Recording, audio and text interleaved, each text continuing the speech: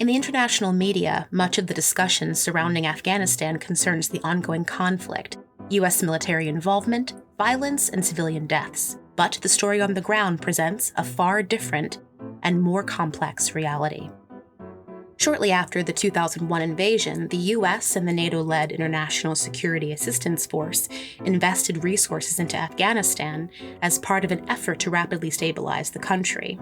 With only a limited understanding of the cultural and political context, many infrastructure programs were ill-suited to meeting community needs, and few leveraged local capacity.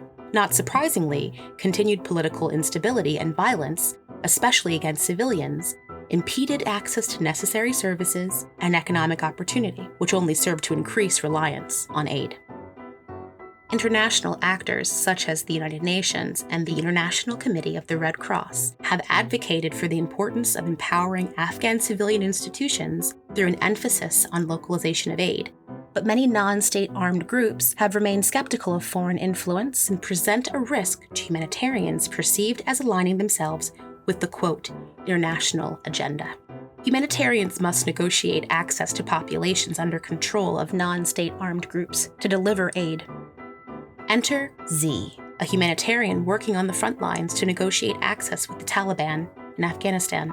He'll remain anonymous due to the sensitive nature of his work. Mainly, I'm in charge for granting access from most conflict-affected areas of the country and capacity building of partner NGOs in terms of security, safety, and humanitarian access.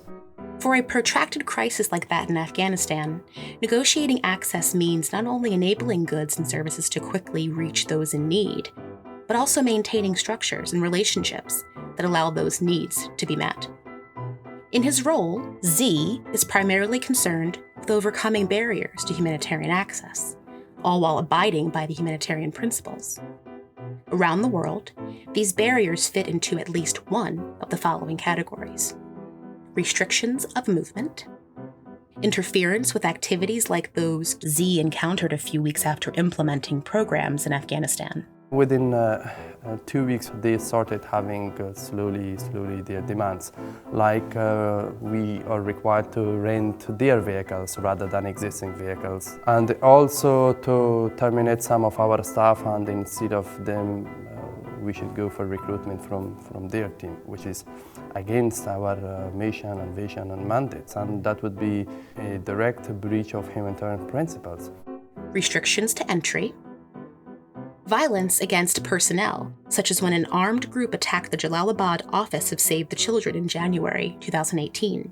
The attack resulted in a temporary suspension of Save the Children operations in Afghanistan. Restricted access to aid, which remains a challenge for many populations in Afghanistan. Ongoing violence, lack of transportation, security, government stability, and employment all prevent their ability to build a stable life. Denial of needs, such as when governments don't acknowledge humanitarian crises as they unfold. It is situations like these that must be addressed through advocating for human rights and humanitarian access. All parties to the conflict must also adhere to international humanitarian law and the humanitarian principles.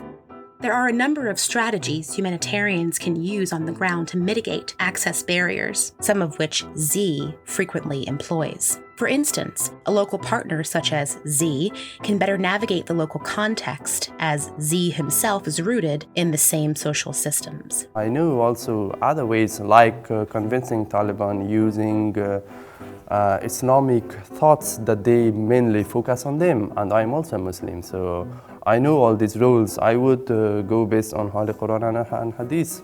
Through such partnerships, humanitarian organizations can create more effective programs while building local capacity.